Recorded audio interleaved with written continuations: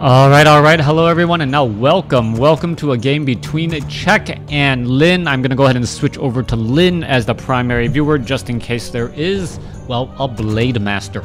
Czech spawning as the red night elf over here on the top left-hand side of the map. Meanwhile, Lynn has spawned as the blue orc over here on the top right. Orc versus night elf here on Echo Isle. Very good matchup. As I am expecting a barracks to be placed down right down across off over here. Voodoo Lounge will be able to be positioned there, and that's important as you never ever want your arcane vault or your shop to be able to be easily surrounded. Piercing damage is generally the ranged type of damage, and fortified buildings, well, have fortified armor and therefore take a little bit less damage. Luckiest player, glad to see you as well. Thank you for tuning in. For all of you guys out there, yes, I am streaming on Twitch, and I definitely would like some support as well. Too bad I can't subscribe to myself with my own Amazon Prime subscription. That would be rather nice, wouldn't it? You can just like subscribe to yourself and like help pay for your Amazon Prime subscription by subbing your own channel. Anyways, hey 42, how you doing as well? We are going to be opening up with a Blade Master. There is that barracks. I do not see a second orc burrow as of yet, so it looks like it will be tech to tier 2. Well, right after peons are done and getting up to about 160 gold. You don't want to delay your tech to tier 2 all that much. Alright, already at 20 over 20 supply. Meanwhile, Czech on the other side here, there is an Ancient of War taking a whole bunch of damage, as Ancients of War do here on Echo Isle. Well, target practice for an Axe, Forest Troll Trapper, and an Ogre Warrior. Wisp also going to be doing a little bit of scouting here as the Blade Master finally makes its way out. Gonna try and take down this Ogre Warrior, pull back a little bit, let that Grunt get in a little bit of damage as well. Blade Master, however, is going to be the one taking the majority of that damage, since the piercing damage from the Forest Troll Trapper is, well, significantly negated with that heroic armor and healing salves. You generally just want the Blade Master to be taking all of that damage, as it only uses one single charge. Blade Master going after that last Forest Troll Trapper here. You can see Wisp has checked and now moved along its merry way as the tech to tier 2 has begun, and well, is getting up that additional orc burrow. Scroll of Town Portal quickly sold, healing salve being used, picked up alongside Boots of Speed, Scroll of Speed. No real surprises. Back down to over here on the west side, we have the Keeper of the Grove using those forces of nature to clear out this creep camp here. We'll get to level 2 fairly easily. And now you're going to see the Blade Master, who uses Wind Walk to get behind that Ogre Magi. The Forest Troll Trappers don't even realize that the Ogre Warriors want in on all of that action. Ogre Magi will get taken down. Come on, just trying to get 1 or 2 shots. There it goes. Picks up the item. Gonna be able to, no, not even bothering to Wind Walk away. Just gonna go ahead and run away. There is the healing salve. However, not using a Wind Walk, so that is a little bit dangerous when you are in the Keeper of the Grove's neck of the woods. Alright, I guess he was timing that perfectly. Oh, is he going to pick up the Tome of Experience? Oh, who picked it up? Maybe that would have actually revealed himself, and he didn't want to do that. Going after an Archer here. Archer taking a bit of damage. There goes one Archer already, as the Blade Master turning around and getting now damage onto that Keeper of the Grove. Keeper of the Grove taking some serious damage here. As you can take a look, Blade Master is going to be forced to, well, run back away. You saw, was that Wand of Mana Stealing being used? Yeah, Wand of Mana Stealing used very heavily by that Blade Master in order to get additional strikes there. Now the Keeper of the Grove, perhaps he had Entangle, and that's the reason why the Blade Master didn't want to reveal himself. On top of that, it would have been a rather sticky situation as the Blade Master goes after a Wisp, takes it down as well, and Wind Walks once more. Archer wanted to perhaps remove that healing salve there. The Blade Master down to 410 hit points and rising. As the War Mill is now done, we should be looking at fortified upgrades on those orc burrows in just a moment, and also a Shadow Hunter. Blade Master joining in on the fight. Good use of mana so far. There is an Entangle followed by a Dust of Appearance. Blade Master unable to finish off that Archer, as the Archer did Shadow Meld in time. Blade Master still revealed by that Dust of Appearance. Has to be extremely careful. Could start to take a little bit of damage right there. Just try to keep him away from all of that action. Let's take a look. There you go. Blade Master being forced to retreat back again as the Keeper of the Grove picks up an additional Ring of Protection. Double rings of protection, already up to 8 armor on this intelligent based hero. Keeper of the Grove not going to be easily slayed, felled, or killed, which is pretty much the same exact thing, as the Blade Master now heads back over. Grunts, triple grunts now out onto the field. Shadow Hunter is out onto the field as well, as we are going into a Spirit Lodge. Shadow Hunter picking up perhaps some healing salves, needs to heal up this Blade Master back down here to the south. And we'll see whether or not... Well, no, Blade Master not going to even bother to try and get to level 3. It is going to go back and do more harassment, as you see a Wisp now looking to back up there. Alright, Shadow Hunter going to go after all of these units here, taking down that Null Brood. Double Serpent Wards are down. Damage 14 to 16, not too shabby. Archers are 16 to 18 damage, but those Serpent Wards do get very high in damage eventually, even though they are stationary. They do become a bit of a problem, and it feels like the Shadow Hunter is able to just spam them out very easily. Check, on the other hand, now picks up a Goblin Alchemist. It looks as though a Wisp is going to try and get away. No, it just simply detonates. Permadeath on a Wisp. I remember back in the day when Blizzard said that you can make a Wisp as a character, and all it could really do, its one ability, was permadeath.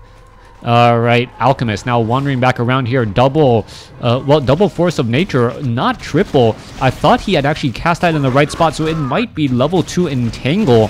We'll have to keep track of that, whether or not Check misclicked right there. Meanwhile, there goes another Force of Nature. Renegade Wizards will get taken down. No Forest Troll Shadow Priest in order to purge. Alchemist is now finally at level 2. Lightning Shield onto the Keeper of the Grove. It needs to run away just a little bit to not deal any extra damage. Back on the other side here, Blade Master sitting at level 2. Shadow Hunter gonna go in for a little bit of an engagement. Grunts, with Grunts taking a large bit of damage. Let's take a look at the Serpent Wards now being placed down. If you want to chase after all of these units, you have to be a little bit more careful, and it looks as though Check does not want any part of this battle. One Archer getting lost in that exchange. More healing going around. Shadow Hunter still, unfortunately, sitting at level 1. And the Shamans, well, perhaps they will be going into Adept training for more mana, better mana regeneration, and, well, eventually what will be more purges. Shadow Hunter desperately wants to get to level 2. Grunt's going to be able to finish off this Ogre Magi very quickly. Now shift things back over. Shadow Hunter sitting at level 2 picks up the Gloves of Haste, which will most likely be given to that Blade Master here. So far, though, we are at 44 supply compared to 42. Very even throughout. No one has set up any sort of an expansion yet. So overall, things are pretty much just even. We are going into Fairy Dragons, a little bit of, well, anti-magic from those Shamans who may try to get some regular purges in. Also, the Shadow Hunter, who is known for dropping a lot of Serpent Wards. Anytime you have a caster who spams abilities, that is when Fairy Dragons are very, very effective. Also, if you take a look at the composition of this army, the only anti-air that can hit those Fairy Dragons is one Forest Troll Berserker, one Shadow Hunter, and that's when those Fairy Dragons in their Mana Flare form will have about 12 armor. Or at least 12 armor, excuse me. Grunts looking to engage against this Merc Crawler creep camp back down to the south. Watchtower quickly being constructed. Fortified armor, very, very effective, as you know, as the Blade Master just going to go finish off many of those units here. Circlet of Nobility now picked up. Double Circlets of Nobility, as the Murloc Tide Runners could end up getting finished off here. Shadow Hunter wants to get to level 3 and gets it. 509 experience. Tome of Agility being completely passed up, though. That has to be a mistake. Blade Master definitely wants those Tomes of Agility. However, he also is currently low on mana. Didn't pick up a healing salve either. A little bit of mistakes coming across. We are now looking at the Watchtower about to be completed. Watchtower with fortified armor. That one force of nature is not going to be able to do very much of anything, as that force of nature is chasing after this peon. Peon just wandering back and forth here. Peon's going to be able to start constructing this very large building, protecting himself from inside all of that construction. Serpent wards now down. Shadow Hunter already down to 310 mana. Serpent wards are there. Hi, Lord McWilliams, how you doing?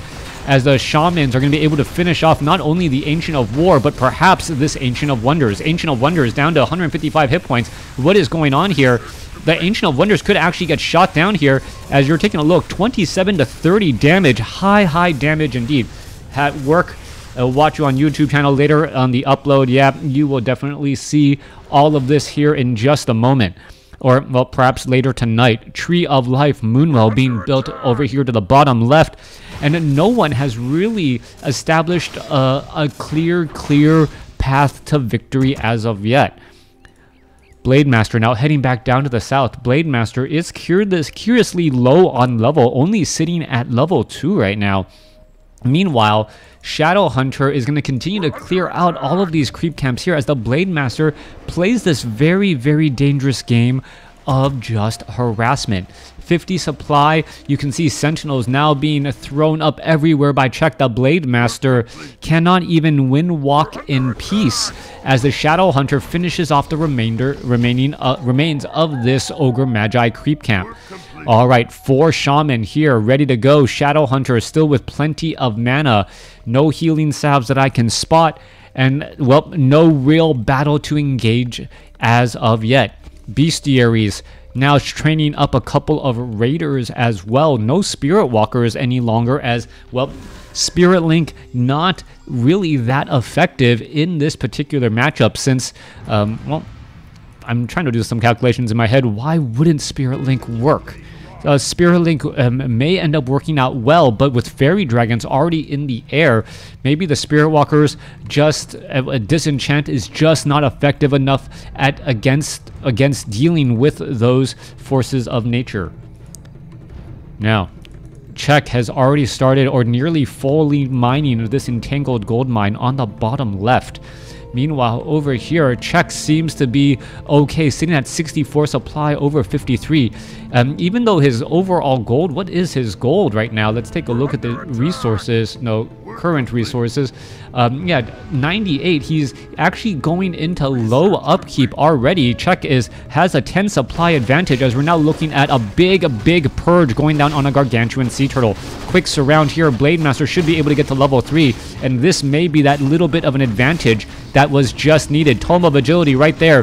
Blademaster isn't going to be picking it up. Not quite sure why it hasn't done that as of yet. Meanwhile, Shadow Hunter, what was the item? Pendant of Mana and another Tome of Agility simply just being left behind again. Is there another one right here? No, that one was picked up earlier.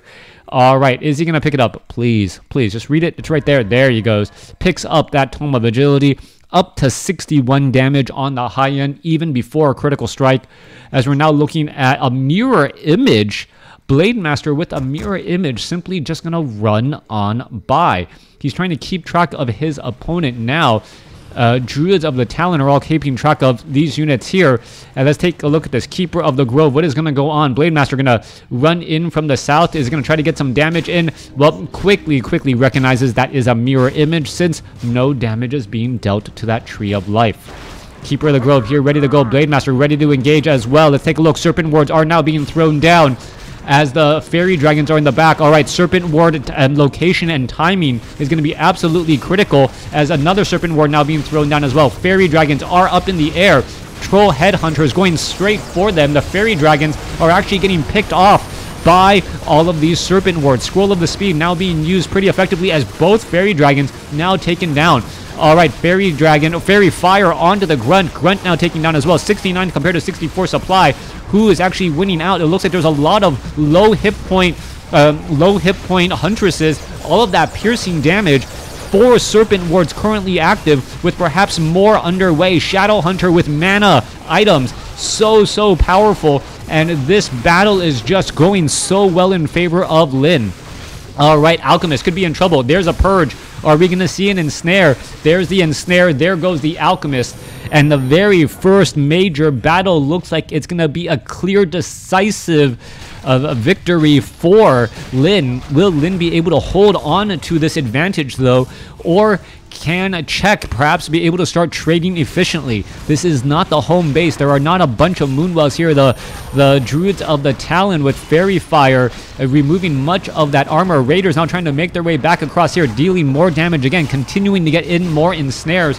And the strategy of fighting where there are no Serpent Wards, although it does work, the problem was Czech was constantly forced to just do a lot of retreating. There goes that Raider now. Blade Master finishes off a Druid of the Talon before, Czech leaves the game. Lin with a clear, decisive victory in that battle. Serpent Wards on or from that Shadow Hunter, the clear, reason for the win. Thanks for watching. Thanks for listening. Hope you guys enjoyed it.